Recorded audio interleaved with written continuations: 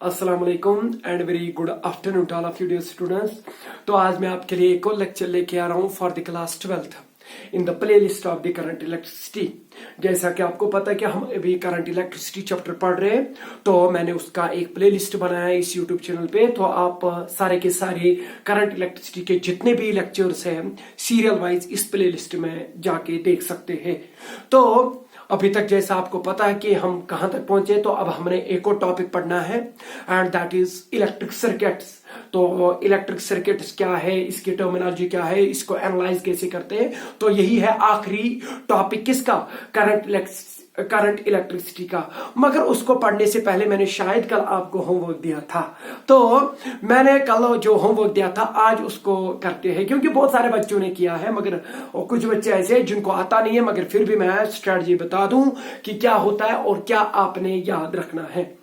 तो पावर को कैसे निकालते हैं वो मैंने आपको रिलेशन दे दी। It is nothing, it is given by the product between potential difference and the current, और it can be given by the v square by r, और it can be given by I square r। ये चीजें आपको पता है कि कौन सी relation कब यूज करनी है, सीरीज में कौन सी वाली यूज करेंगे और पैरेलल में कौन सी वाली यूज करेंगे, ये आपको सब पता है। अगर नहीं पता तो ये लेक्चर देखने से पहले आप इससे पहला जो लेक्चर है वो देख ले, ठीक है। तो कल का क्वेश्चन फिर से देखते हैं कि वो क्या था। तो मैंने दो बल्ब्स लिए थे, याद है आपको। चलो मैं वो यहां पर लेता हूं।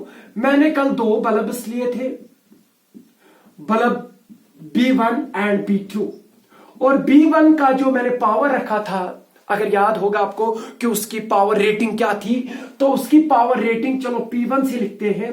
वो पावर रेटिंग बल्ब फर्स्ट की थी क्या, मुझे लगता है 20 वाट।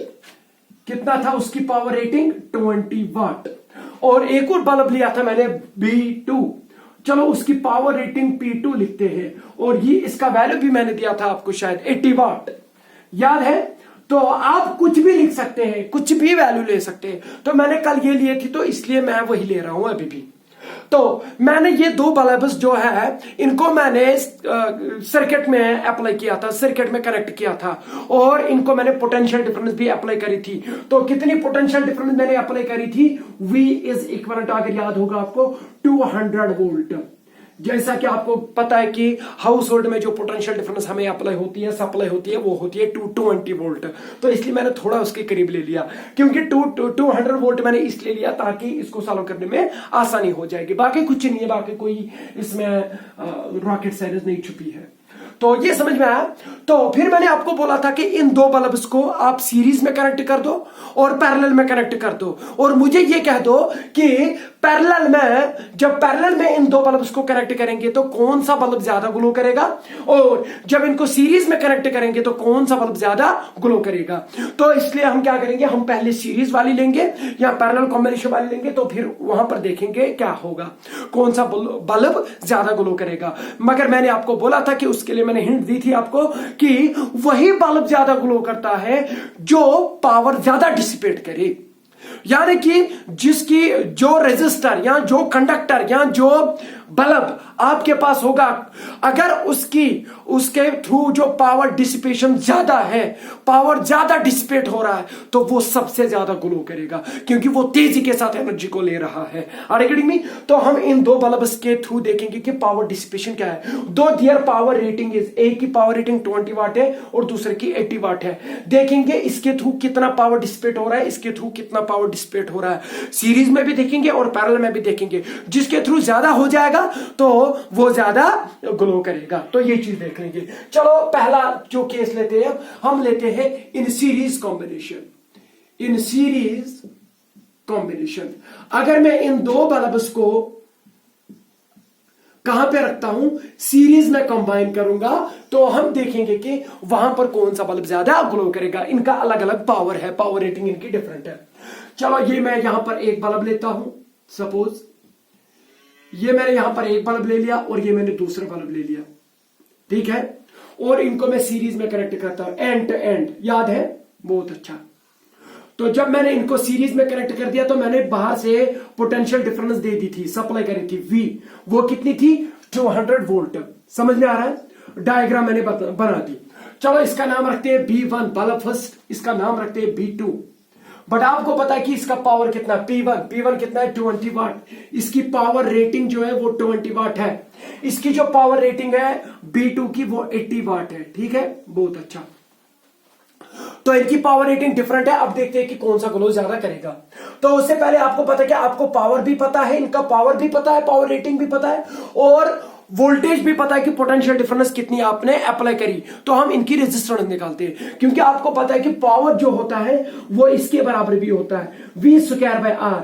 यहां पर आपको V भी पता, P भी पता, तो आपको R पता चलेगा, इसका भी R पता चलेगा, इसका भी R पता चलेगा, चाहे ये सीरीज में कनेक्टेड हो चाहे ये पैरेलल में कनेक्टेड हो। अगर आपको किसी बल्ब की पावर रेटिंग पता है और उसकी पोटेंशियल डिफरेंस पता है कि किस पोटेंशियल डिफरेंस पे वो काम कर रहा है, तो आप उसकी रेजिस्टेंस निकाल सकते हैं। तो पहले हम रेजिस्टेंस निकालेंगे। ठीक है, चलो यहां से अगर मैं रेजिस्टेंस को देखता हूं तो रेजिस्टेंस जो निकलेगा वो निकलेगा V²/P। ठीक है, तो ये बनी relation for calculating the resistance when you are having a potential difference and the power rating. तो यहां पर हम पहले बल्ब की लेंगे, तो पहले बल्ब की रेजिस्टेंस निकालते हैं नाउ। तो यहां पर हम पहले बल्ब की रेजिस्टेंस निकालते हैं, तो R के बदले क्या लिखेंगे R1, क्योंकि 1 is here indicating the bulb first. उसकी पोटेंशियल डिफरेंस, तो पोटेंशियल डिफरेंस आपने कितनी सप्लाई करी थी 200 वोल्ट, तो 200 वोल्ट का स्क्वायर, तो 200 square divided by power rating. इसकी पावर रेटिंग क्या है, तो बल्ब फर्स्ट की पावर रेटिंग 20 वाट है, तो 20 लिखेंगे। ठीक है, तो ये हो गया 2 स्क्वायर हो गया 4 और ये आ जाएंगे 4 0। ठीक है, मैं सिंपल कैलकुलेशन कर रहा हूं, और 0 और 0 गया 2 2 और 4, ये बन जाएगा 2000 ओम। तो इसका मतलब ये है कि चाहे आप बल्ब फर्स्ट को, चाहे इन बल्ब्स को आप पैरेलल में कनेक्ट करें या सीरीज में कनेक्ट करें, जब इस पोटेंशियल डिफरेंस पे आप इनको अप्लाई करेंगे तो इनकी जो अपनी रेजिस्टेंस होगी वो एक की जो पहला बल्ब होगा उसकी रेजिस्टेंस है 2000 ओम, तो दूसरे बल्ब की ऐसी क्या होगी R2। तो पहले रेजिस्टेंस निकाला करिए। ठीक है, पावर में हमेशा जब भी आपने देखना कि कौन सा ग्लो कितना करता है या कितनी तेज के साथ वो एनर्जी को डिसिपेट कर रहा है, तो पहले आप उनकी रेजिस्टेंस निकालिए, उसके बाद पावर डिसिपेशन देखिए कितनी पावर डिसिपेशन हो रही है। तो R2 किसके बराबर निकलेगा, वो निकलेगा V²/P2। V² तो फिर भी 200 है, 200 square divided by power P2, तो P2 कितना होगा, P2 होगा आपका बल्ब सेकंड का पावर, वो है 80 वाट, तो 80 लेंगे आप। आपको पता है कि आप ऐसा सिस्टम फॉलो कर रहे हैं तो कोई परेशानी नहीं, आपको पता है कि इसका आंसर ओम में आ जाएगा। तो ये फिर से 40000 बन जाएगा, डिवाइड बाय बनेगा 80, और जैसा आपको पता है 0 and 0 गॉन 8 5 और 40, तो ये बन जाएगा 5 40 and 0 500। तो इसका मतलब है कि जो बल्ब फर्स्ट है इसकी रेजिस्टेंस जो है, इसकी रेजिस्टेंस 2000 ओम्स है, नो डाउट इसकी पावर रेटिंग 20 वाट है, और दूसरा जिसकी पावर रेटिंग 80 वाट है उसकी रेजिस्टेंस 500 ओम है। याद रखिएगा जब भी आपको कोई बल्ब भी दिखेगा उसकी पावर रेटिंग पता और ये सप्लाई पता कि किस पोटेंशियल डिफरेंस पे आप उसको अप्लाई कर रहे हैं, कौन सी पोटेंशियल डिफरेंस पे उसको आप काम करवा रहे हैं, तो आप उसकी रेजिस्टेंस सबसे पहले निकालिएगा। तो आप रेजिस्टेंस निकालिए, अब आप कुछ भी निकाल सकते हैं, अब कोई परेशानी नहीं। अब देखिए, अब हम लेंगे सीरीज कॉम्बिनेशन वाली। तो बल्ब फर्स्ट मान लीजिए, या आप इस बल्ब के बदले रजिस्टर मान लीजिए, बल्ब B2 मान लीजिए, या इसके बदले रजिस्टर मान लीजिए, one and the same thing. Are you getting me? अब मुझे एक बार बताओ, इस बल्ब की, पहले बल्ब की B1 की क्या रजिस्टेंस निकली 2000 ओम, तो यहां पर आप 2000 ओम लिख सकते हैं। जो B2 है बल्ब सेकंड है, उसकी जो रजिस्टेंस निकली वो निकली 500 ओम। ठीक है, तो अब मुझे एक बार बताओ, मैं ज्यादा इसमें कैलकुलेशन नहीं करूंगा, हम जल्दी इसमें लॉजिक लगा देंगे और देखेंगे कि क्या होगा। अब मुझे एक बार बताओ, ये दोनों के दोनों रजिस्टर या दोनों के दोनों बल्ब जो है, मुझे पता किस में है, अभी सीरीज में है। तो जब सीरीज में है तो बताइए क्या चीज कांस्टेंट रहता है, क्या चीज सेम रहेगा, इसके थ्रू करंट रहेगा, तो बताइए पावर किसके बराबर निकलता है। So if I remains constant, if I remains constant, मैंने कल पढ़ाया था आपको, अगर करंट कांस्टेंट रह रही है, सेम रह रही है, तो बताइए अगर किसी के थ्रू पावर देखना है कि कितना पावर डिसिपेट हुआ, तो बताइए पावर किसके बराबर होगा, पावर होगा ना I² R के बराबर, I² R के बराबर, है कि नहीं। तो अगर आई कांस्टेंट है, अब आपको पता है कि जितनी करंट इसके थ्रू जा रही है बल्ब फर्स्ट के थ्रू, उतनी बल्ब सेकंड के थ्रू भी जा रही है, मगर कब जा रही है दोनों के थ्रू सेम, जब दोनों के दोनों सीरीज में कनेक्टेड है। सीरीज की बात हो रही है, तो सीरीज की बात है तो करंट को तो हम नहीं लेंगे, क्योंकि जितनी तेजी के साथ ये बल्ब फर्स्ट के थ्रू जा रही है उतनी तेजी के साथ ये बल्ब सेकंड के थ्रू भी जा रही है। तो इसका मतलब कि आई के साथ कोई लेना देना नहीं है। तो power is directly proportional to resistance, मगर ये कब होता है, जब सीरीज में होता है। तो मुझे बताइए किसका पावर ज्यादा है, जिसका पावर ज्यादा है उसकी जिसकी रेजिस्टेंस ज्यादा होगी उसका पावर डिसिपेशन ज्यादा होगा। और मैंने आपको बोला कि जब पावर डिसिपेशन जो होती है, ये पावर डिसिपेशन ये रेजिस्टेंस पे डिपेंड करता है, ठीक है। तो अब यहां पर देखिए, जिसकी रेजिस्टेंस ज्यादा होगी पावर डिसिपेट ज्यादा हो जाएगा। तो बताइए यहां पर किसकी रेजिस्टेंस ज्यादा है, तो मुझे लगता है कि बल्ब फर्स्ट की पावर रेजिस्टेंस ज्यादा है। Are you getting me? तो R1 clearly R1 is greater than R2, R1 is greater than R2, मगर आपको पता है जब रेजिस्टेंस इसकी ज्यादा है तो पावर भी क्या होगा, पावर भी ज्यादा होगा इसके through power, therefore P1 is greater then P2।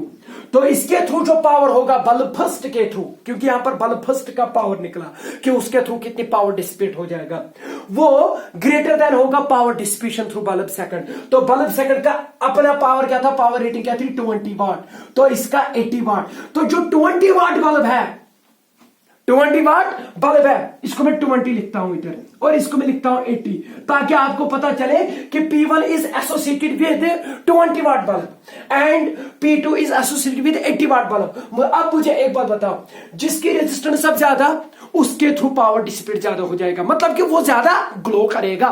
तो अब किसकी रेजिस्टेंस ज्यादा, बल्ब फर्स्ट की, मगर बल्ब फर्स्ट की पावर रेटिंग क्या थी 20 वाट और इसकी 80 वाट। अब मुझे बताओ इनका जो पावर है वो डिफरेंट था, एक का 20 वाट रेटिंग थी और दूसरे की 80 वाट रेटिंग थी।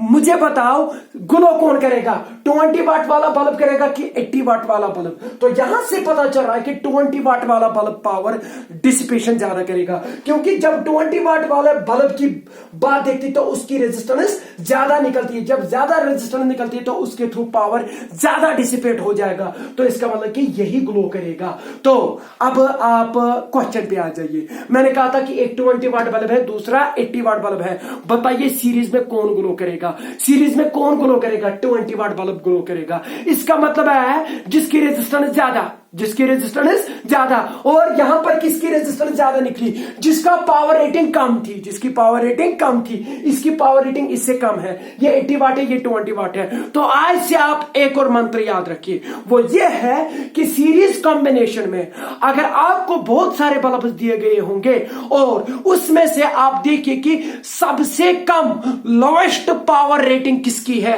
सबसे पावर कम किसका है, वो सबसे ज्यादा ग्लो करेगा, मगर जब सीरीज में कनेक्ट करेंगे। तो अब यहां से आप इस स्टेटमेंट को याद रखें, 20 वाट बल्ब जो है वो ज्यादा ग्लो करेगा। तो अब मैं यहां पर ये इन सीरीज कॉम्बिनेशन में लिखता हूं कि अब रिजल्ट क्या निकला हमारे सामने। तो जो रिजल्ट आया वो ये है कि in series combination the bulb या the lowest power rated bulb glows with maximum brightness। ये चीज याद रखिएगा, मैंने निकाल के दे दिया, मगर जो रिजल्ट है वो आप ये याद रखिए। अब तो this no result series combination होगी, बहुत सारे बल्ब जिनका अलग अलग पावर होगा 20, 40, 60, 80।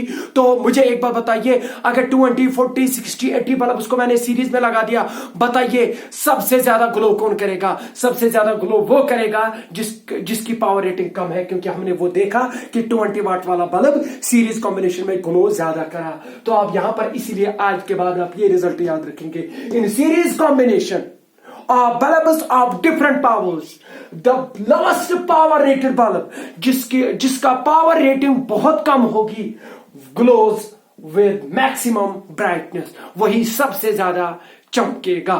अब बात आ रही है, अब इन्हीं बल्ब्स को किस में लेंगे? पैरेलल में लेंगे, ठीक है। तो अब बात करेंगे, आप इस चीज को नोट कर सकते हैं, अपनी कॉपी में ये नोट कर सकते हैं आप, जो मैंने यहां पर लिखा था। तो अब बात आ रही है, ये था सीरीज की बात, ये थी सीरीज की बात। अब पैरेलल की बात करेंगे। अब इन दो बल्ब्स को, तो इन पैरेलल कॉम्बिनेशन, यहां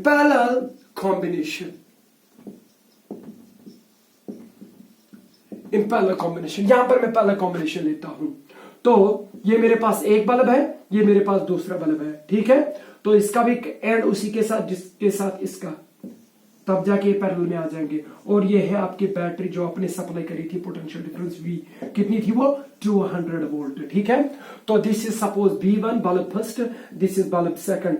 और आपको पता है बल्ब फर्स्ट की पावर रेटिंग क्या है, 20 वाट, और इसकी पावर रेटिंग क्या है, 80 वाट।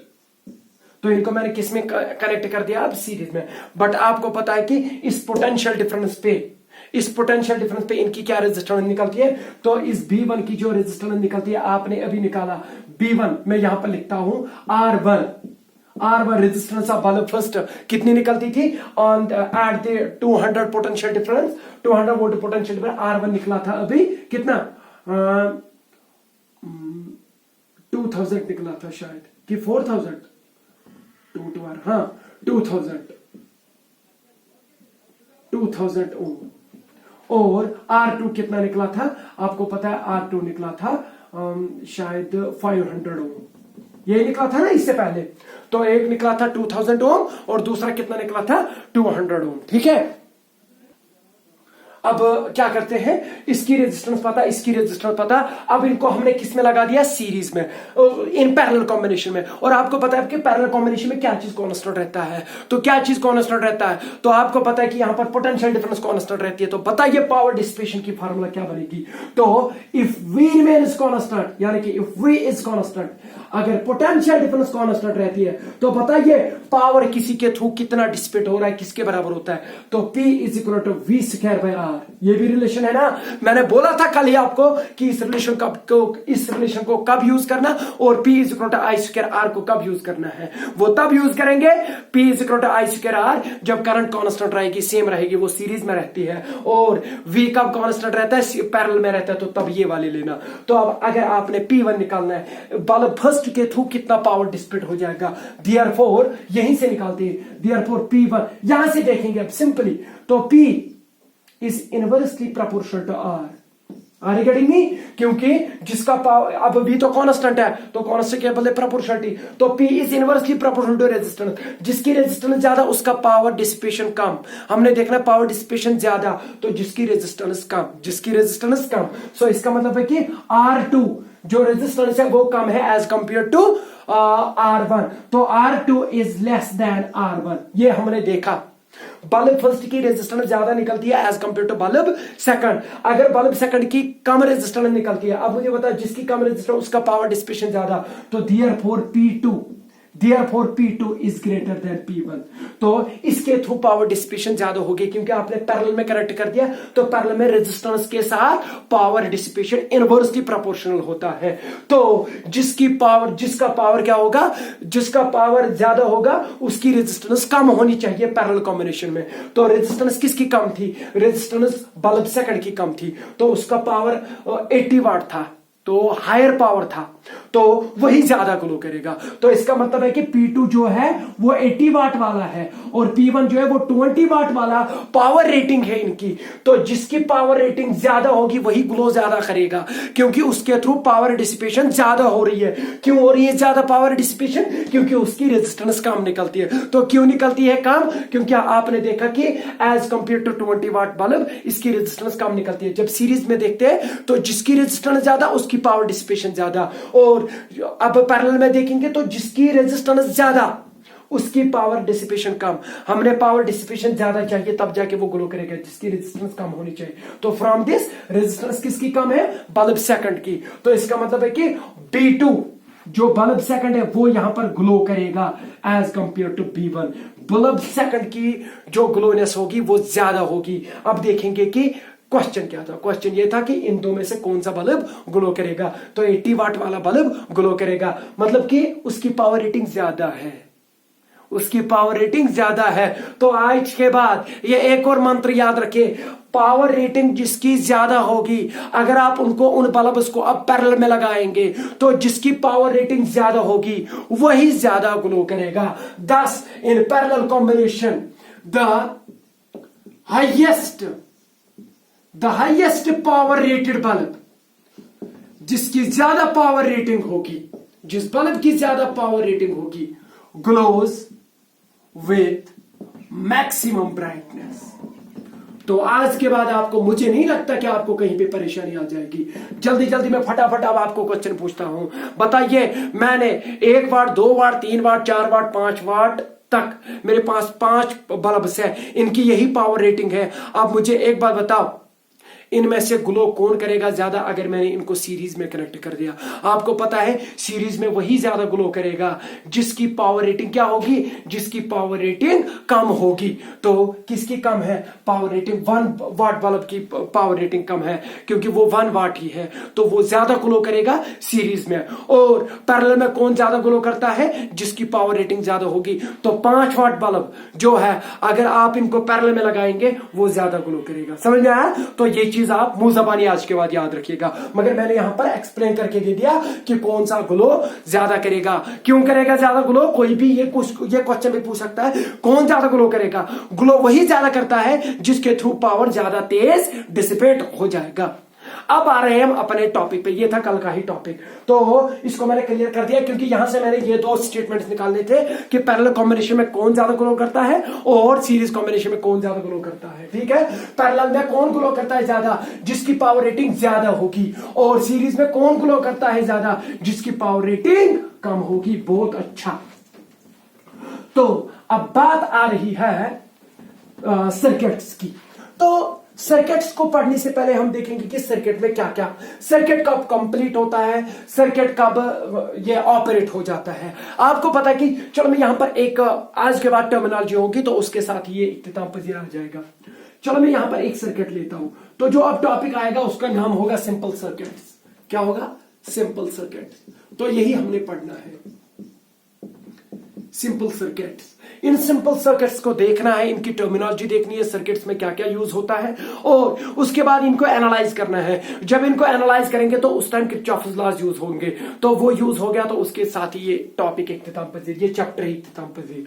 तो पहले हम सर्किट, सिंपल सर्किट लेते हैं। मैंने एक सर्किट ले लिया, उसमें एक रेजिस्टेंस कनेक्ट कर दी, रजिस्टर। और आपको पता है कि ये सर्किट तब तक नहीं बनेगा जब तक आप बैटरी कनेक्ट ना करें। तो ये मैंने एक बैटरी कनेक्ट कर दी और ये एक कंप्लीट सर्किट बन गया। और आपको पता है कि यहां पर ये अब करंट चलेगी। मगर उससे पहले बात ये है कि करंट क्यों चली, क्योंकि आपको पता है कि यहां पर मैंने ये बैटरी कनेक्ट कर दी या मैंने एक सेल कनेक्ट कर दी। तो पहले ही बात यही है कि ये सेल क्या होता है। मैं आपको एक बता दूं, सेल और बैटरी में क्या फर्क होता है। Combination of cells forms a battery. Are you getting me? तो एक चीज याद रखिएगा, so it is the cell, actually it is the cell which gives the potential difference. जो आपको एक सर्किट में करंट को फ्लो करता है वो होता है आपके सर्किट में क्या होती है, वो सेल होती है। तो सेल किसे कहते हैं, या सेल या बैटरी। अब आपको पता है कि बहुत सारी सेल्स होंगी, कंबाइन करेंगे तो वो बैटरी बना के देगा हमें, तो उनकी कॉम्बिनेशन भी पढ़ेंगे बाद में। मगर पहले हम देखेंगे सेल क्या होता है। सेल क्या होता है ये आपने पढ़ा है अभी तक, इसमें कुछ नहीं पढ़ना, अभी तक जो मैं पढ़ा के आ रहा हूं वही है। तो सेल एक ऐसा डिवाइस होता है, एक ऐसा डिवाइस होता है सर्किट्स में जो यूज होता है, जो आपको सर्किट में करंट को मेंटेन रखेगा, यानी कि चार्ज फ्लो को मेंटेन रखेगा। और कैसे रखता है? क्योंकि वो पोटेंशियल डिफरेंस क्रिएट करता है। ठीक है, बहुत अच्छा। तो अ डिवाइस विच मेंटेन्स, जो मेंटेन क्या करेगा, which maintains flow of current या flow of charge, which maintains flow of charge in a circuit. एक सर्किट में अगर आपने कंटिन्यूअसली एंड कॉन्स्टेंटली आपने क्या करना है, और कंट्रोल्ड वे में अगर आपने फ्लो ऑफ चार्जेस को मेंटेन रखना है, वो उसके लिए एक डिवाइस यूज होता है, उसका नाम है सेल। आपको पता है कि इस सेल में क्या होता है, उसकी भी बात अभी होगी। तो अब आ रही है दूसरी टर्म, उसको बोलते हैं ईएमएफ। नाम तो सुना होगा ईएमएफ, इलेक्ट्रोमोटिव फोर्स। ये ईएमएफ दो तरह के होते हैं। एक होता है किसी का सोर्स उसको ईएमएफ बोलते हैं, और दूसरा होता है कि ये अब किसी में इंड्यूस हो जाएगा। तो जब भी आप फिजिक्स पढ़ेंगे 12th की, तो आप दो तरह के ईएमएफ पढ़ेंगे। एक होगा ईएमएफ ऑफ अ सेल और दूसरा होगा इंड्यूस्ड ईएमएफ। तो इंड्यूस्ड ईएमएफ की बात अभी नहीं होगी, वो बाद में होगी जब हम इलेक्ट्रोमैग्नेटिज्म को अच्छे से पढ़ेंगे, तो उस टाइम वो यूज होगा। मगर अभी हम ईएमएफ ऑफ अ सेल पढ़ेंगे। तो ईएमएफ क्या होता है? ये सेल का होता है। क्या होता है? It is a characteristic of the cell. जब तक सेल ना होगी, जब तक बैटरी ना होगी, तब तक ईएमएफ नहीं होगा। तो ईएमएफ एक्चुअली ईएमएफ नहीं होता, ये गलत है। Actually EMF of a cell होता है, ये सेल का होता है। तो अगर कोई भी बोलेगा आपको, कम से कम एक टर्म तो बता दीजिए ईएमएफ के बारे में। आप ये बोलना कि जब आपके पास सेल होगी तब आपके पास ईएमएफ हो सकता है, क्योंकि EMF is a characteristic of this cell. ये क्या होता है? मगर इसको हमें EMF means electromotive force, electromotive force. मगर मैं आपको एक बात बता दूं, इलेक्ट्रोमोटिव फोर्स जो है एक्चुअली ये कोई फोर्स नहीं है, ये कोई फोर्स नहीं है। अब मसला ये है कि सर फिर फोर्स क्यों बोलते हैं? ये गलती हुई थी, ये एक हादसा हुआ था अलेक्जेंड्रा वोल्टा से। तो अलेक्जेंड्रा वोल्टा जो है, जिसने बैटरी बना दी थी, जब उसने सर्किट में लगा दी, उसने देखा कि करंट चली, उसने उस टाइम सोचा कि इस बैटरी ने कोई फोर्स अप्लाई किया होगा। समझना मेरी बात? उस टाइम उनको नहीं पता थी। ये फिर से आप समझ लीजिए, अलेक्जेंड्रा वोल्टा को ये पता नहीं था कि एक्चुअली हो क्या रहा है इधर, ये करंट कैसे जा रही है। वो इंटरनली माइक्रोस्कोपिक लेवल पे उसको नहीं पता था कि what is going to happen inside the conductor when a battery और a cell is connected to it. तो एट दैट टाइम जो अलेक्जेंड्रा वोल्टा है, उसने ये बोला कि ये जो बैटरी है ये एक फोर्स क्रिएट करती है। क्या करती है? फोर्स क्रिएट करती है, और उस फोर्स की वजह से इलेक्ट्रिक करंट है। तो दैट इज व्हाई उसने बोला कि जब भी आपके पास बैटरी होगी या सेल होगी, तब इलेक्ट्रोमोटिव फोर्स होगा।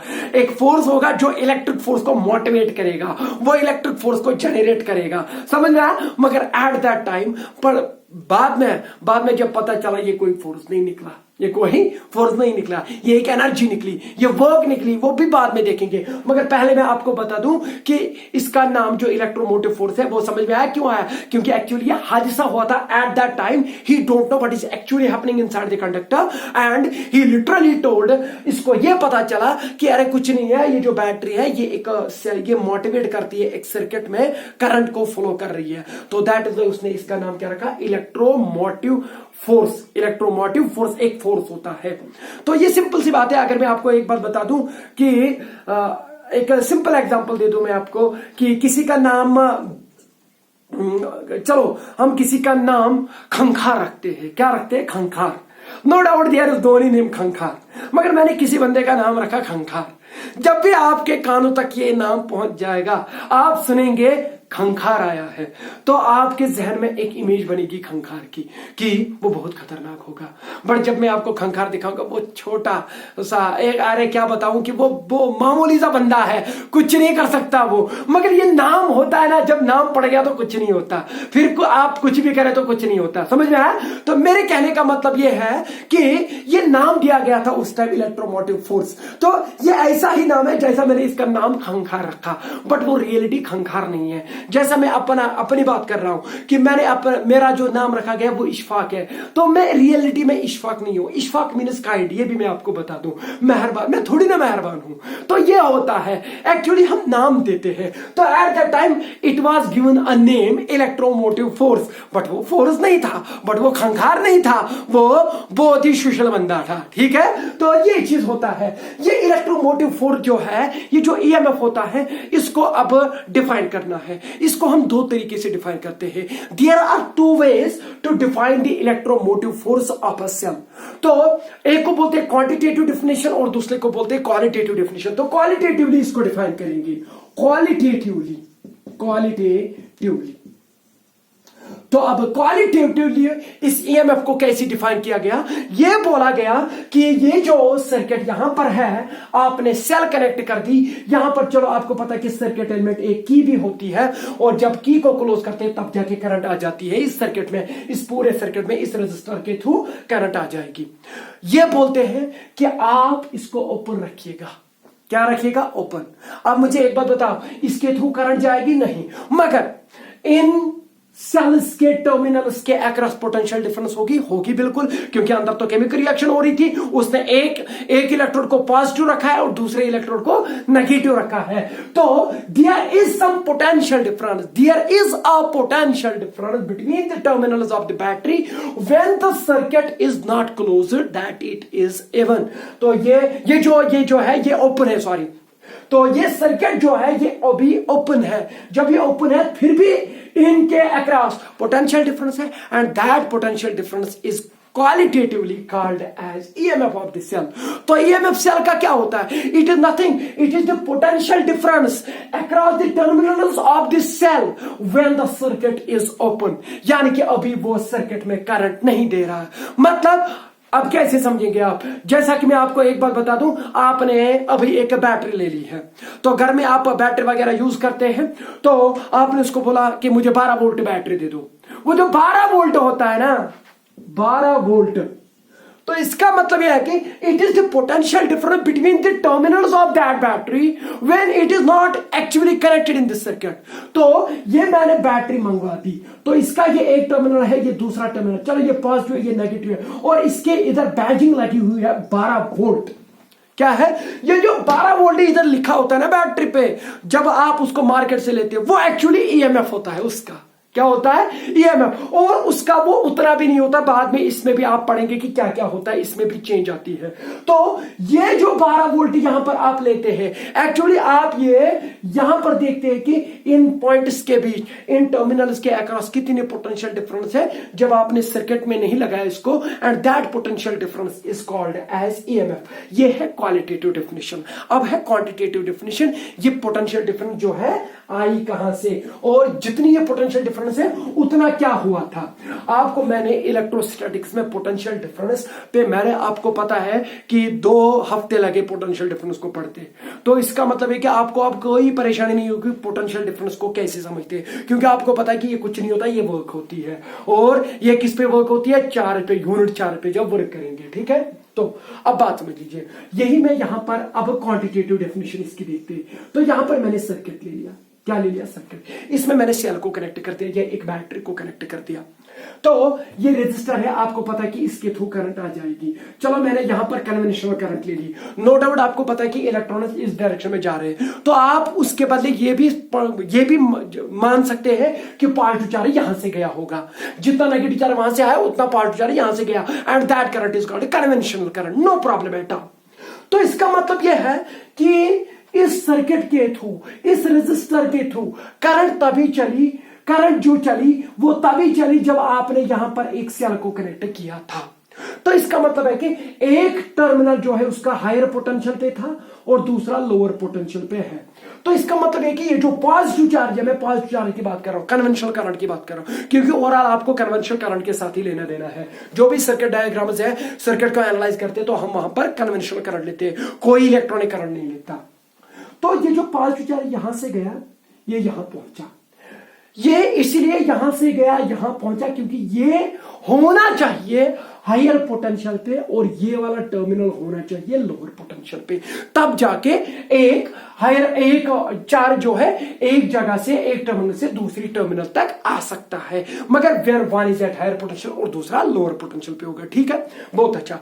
अब मुझे एक बात बताओ, ये जो करंट इस सर्किट में, एक्सटर्नल सर्किट में चली, इंटरनली देखो क्या हो रहा है। ये इसलिए चली, ये हायर पोटेंशियल कब बना, पहले ये देखना कि ये कब बना हायर पोटेंशियल। ये इसलिए हायर पोटेंशियल बना क्योंकि ये जो सेल है, ये जो बैटरी है, इसके अंदर केमिकल रिएक्शन हो रही है, और उस केमिकल रिएक्शन की वजह से क्या हो रहा है कि ये जो पॉजिटिव चार्ज है हायर पोटेंशियल से लोअर पोटेंशियल पहुंचा। अब मुझे एक बात बताओ, क्या ये लोअर पोटेंशियल से हायर पोटेंशियल जाएगा? ये खुद ब खुद ऊपर, सिंपल एग्जांपल दे दूं मैं आपको, ये ऊंचाई है, ये जो है ये यहां पर वैली एक है, ठीक है, नीचे जा रहा है। तो अब मुझे एक बात बताओ, पानी यहां से यहां आ रहा है, यू नो वेरी वेल क्यों आ रहा है? क्योंकि इसकी ग्रेविटेशनल पोटेंशियल यहां पर ज्यादा होती है, यहां पर कम होती है। तो there is a potential gradient, potential difference होती है इन पॉइंट्स के बीच में। तो हायर पोटेंशियल से लोअर पोटेंशियल वाटर फ्लो करता है। अब मैं ये कह रहा हूं कि पानी यहां से ऊपर क्यों नहीं जा रहा है? तो आप कहेंगे कि सर लोअर पोटेंशियल से हायर पोटेंशियल तक ही तभी चलेगा जब आप इस पे काम करेंगे, इसको वहां तक ले जाएंगे। तो सेम हैपेंस हियर, करंट जो यहां से यहां तक आई वो एक्चुअली इसका रिजल्ट है कि इसको, इस पॉजिटिव चार्ज को अंदर कान खींच के इधर लाना पड़ा। तो उसको किसने खींचा? उसको इस केमिकल रिएक्शन ने खींचा, इस सेल ने खींचा। तो उस सेल को क्या करना पड़ा? उसको वर्क करनी पड़ी इस पॉजिटिव चार्ज को कहां से कहां तक ले जाने में? लोअर पोटेंशियल से हायर पोटेंशियल, क्योंकि कोई चीज लोअर पोटेंशियल से हायर पोटेंशियल नहीं जाएगा जब तक उस पर वर्क ना किया जाए। And work means transfer of energy.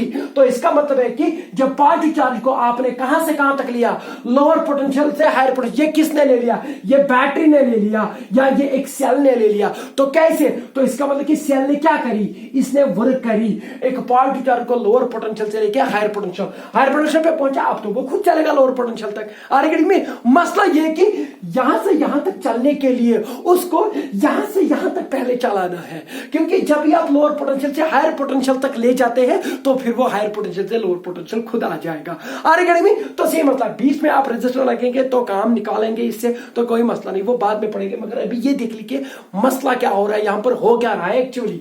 तो इस सेल को क्या करना पड़ता है? इसको वर्क करनी पड़ती है इस पॉजिटिव चार्ज को लोअर पोटेंशियल यानी कि नेगेटिव टर्मिनल से पॉजिटिव टर्मिनल तक ले जाने के लिए। वो वर्क कैसे करता है? Mode of transfer of energy, क्योंकि वहां पर केमिकल रिएक्शन हो रही है या सेल रिएक्शन हो रही है। तो वो सेल रिएक्शन में आपको पता है कि केमिकल एनर्जी होती है, वही कन्वर्ट होती है फिर वर्क में। तो ये वर्क इस पे करता है, तो ये पॉजिटिव चार्ज यहां से यहां पहुंचा, अब ये खुद जाएगा तो पोटेंशियल डिफरेंस डेवलप होगी। तो इसका मतलब कि ये पोटेंशियल डिफरेंस एक्चुअली कुछ नहीं, it is actually work.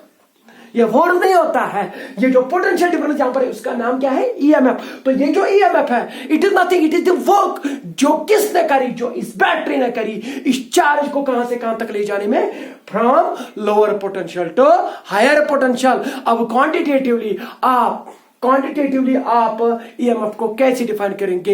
EMF is defined as the amount of work done by the battery in displacing a unit charge from lower potential to higher potential inside the cell.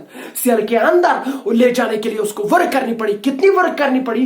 Unit charge पे, उसको बोलते हैं EMF. तो quantitatively EMF को अब आप quantitatively बता सकते हैं, it is work done per unit charge. तो आपको पता है कि कितनी वर्क करनी पड़ी बैटरी को यूनिट चार्ज ट्रांसफर करने के लिए from lower potential higher potential, that is called the EMF, but it is the quantitative. अब आपने मेजर भी किया कि ये ईएमएफ कितना होता है। तो अब मैं आपसे पूछ रहा हूं कि बताइए ईएमएफ का यूनिट क्या होगा? आप बोलेंगे सर ये क्या है? वो का जूल है, जूल पर कूलम, और जूल पर कूलम को हम वोल्ट बोलते हैं। तो on the as a mark of respect for the Alexandra Volta, तो वोल्ट। तो इसका मतलब है कि ईएमएफ जो है it is nothing, it is actually the work done per unit charge inside the battery, जो बैटरी ने करी। ठीक है, तो अब सीधी सी बात है कि ये ईएमएफ किस पे डिपेंड करेगा? ये दो ही चीज पे डिपेंड करेगा। ये देखेगा कि इलेक्ट्रोड किस प्रकार के हैं और अंदर इलेक्ट्रोलाइट किस प्रकार का है, क्योंकि ये जो पोटेंशियल डिफरेंस, ये जो वर्क करनी पड़ेगी वो डिपेंड करेगा ना कि इसकी इलेक्ट्रोनेगेटिविटी क्या है, इसकी इलेक्ट्रोनेगेटिविटी क्या है, उसकी कंसंट्रेशन क्या है, उसकी स्ट्रेंथ क्या है इलेक्ट्रोलाइट की। तो दैट इज वाई जब आपको ये क्वेश्चन पूछा जाता है कि ईएमएफ किस पे डिपेंड करता है, आप ये हमेशा बोलते हैं कि EMF is nothing, it is the characteristic of a cell and it depends upon the electrode, nature of the electrodes किस प्रकार के है उसके, और nature of the electrolyte inside the cell. समझ में आया? तो इस सेल में कौन सा इलेक्ट्रोलाइट है ये उस पर भी निर्भर करता है। कितना इलेक्ट्रोलाइट है उस पर डिपेंड नहीं करता। आर रिगार्डिंग में तो कितनी बड़ी बैटरी बना दी आपने ये उस पर डिपेंड नहीं करता। साइज कितना है इलेक्ट्रोड्स का ये उस पर डिपेंड नहीं करता। ये बस रिएक्शन पे डिपेंड करता है। रिएक्शन के लिए आपको पता है आपके लिए रिएक्टेंट है तो बस खत्म बात, तो रिएक्शन हो ही जाएगी। तो उसकी वजह से यहां पर transfer positive charge lower potential से हायर पोटेंशियल तक हो जाएगा, वर्क करनी पड़ी। तो ये है ईएमएफ। उतना तगड़ा टॉपिक नहीं था, सिंपल टॉपिक है। तो ईएमएफ को हम एक और तरीके से भी देखते हैं कि जैसा आप मान लीजिए, एक एग्जांपल मैं दूंगा आपको कि मैं क्या करता हूं, मैं एक पानी जो है, पानी का कटोरा मेरे साथ है, मेरे हाथ में है, तो मैं उसको ग्राउंड से लेके यहां रखता हूं। तो यहां पर मैं जब उसको रखता हूं तो मैं फेंकता हूं ना, तो वो पानी खुद ब खुद आ जाता है फिर, मगर वो खुद ब खुद ऊपर नहीं जाता। तो ये जो पानी यहां पे था तो उसको मैंने यहां से यहां तक लिया। तो जब मैंने उसको यहां से यहां तक लिया तो उसके बाद वो खुद से गिरा, गिरा कि नहीं गिरा। अब मसला ये कि अब आप जब ये वहां से गिर रही है तो अब आप यहां पर कुछ टरबाइन रख सकते हैं और उस टरबाइन को वो क्या करेगा, रोटेट, आप उससे काम निकलवा सकते हैं। तो सेम हैपेंस इनसाइड इट कि ये जो पानी है ये यहां से यहां तक खुद नहीं पहुंचा, ये लोअर पोटेंशियल है, ये हायर पोटेंशियल है। आपने लोअर पोटेंशियल से लेकर हायर पोटेंशियल तक पहले पानी को पहुंचाना है, तो वर्क करनी पड़ी। सर वो वर्क कहां से आई? और मसल से आई, मस्कुलर एनर्जी। तो मैं खा रहा हूं ना, तो एनर्जी आई वहां से, तो ये इस सेल में कहां से एनर्जी आई? तो वो जो मस्कुलर एनर्जी वहां से आई, यहां तो केमिकल एनर्जी है। में वो मस्कुलर एनर्जी किस में रही? अब वाटर में, और वाटर फ्लो हो गया, अब ये हायर पोटेंशियल से पहुंचा, तो अब ये वहां से आया तो काइनेटिक एनर्जी मिली इसको। और जब ये नीचे आया तो रास्ते में मैंने इसको क्या रखा, एक टरबाइन रखा, ये टरबाइन को रोटेट करेगा, वो आपको कोई काम देगा। यानी कि आपने इसके इधर पंखा लगाया तो आप यहां हवा खाएंगे। गाड़ी में तो मसला यही है कि आप इससे काम निकलवा सकते हैं जब आप किसी चीज को लोअर पोटेंशियल से हायर पोटेंशियल ले जा सकते हैं, वो खुद ब खुद वहां से आ जाएगा और आप रास्ते में कुछ भी रख लो वो उससे काम निकलवा सकते हैं। तो सेम हैपेंस हियर, ये charge part two charge lower potential से हायर पोटेंशियल नहीं जाएगा, तो इसके लिए बैटरी को वर्क करनी पड़ी। तो बैटरी के अंदर केमिकल रिएक्शन हो रही है, तो केमिकल एनर्जी कन्वर्ट हो रही है, तो इसको यहां तक पहुंचा रही है, और ये यहां से यहां तक पानी की वजह तरह यहां से यहां तक खुद ब खुद आ जाएगा। और रास्ते में आपने रेजिस्टर रखा और यहां बल्ब रखा, यहां फैन रखा, वो खुद ब खुद आपको हवा देगा, वो खुद ब खुद आपको लाइट हीट देगा। गाड़ी में तो ये चीज है, इससे हम सर्किट को एनालाइज करते हैं। ठीक है, तो ये था एक्चुअली ईएमएफ किसे कहते हैं। तो एक और पोटेंशियल डिफरेंस है, उसको बोलते हैं टर्मिनल पोटेंशियल डिफरेंस। एक और चीज है, उसको बोलते हैं इंटरनल रेजिस्टेंस ऑफ सेल। इस सेल की इंटरनल रेजिस्टेंस क्या है, मगर यहां पर मैं देख रहा हूं तो लेक्चर भी लंबा खिंच गया as far as the guidelines of the school. तो lecture will be limited to 30 to 35 minutes, but here we are exceeding the limit, we have gone 41+। ठीक है, तो आज के लिए इतना काफी। थैंक यू, शुक्रिया।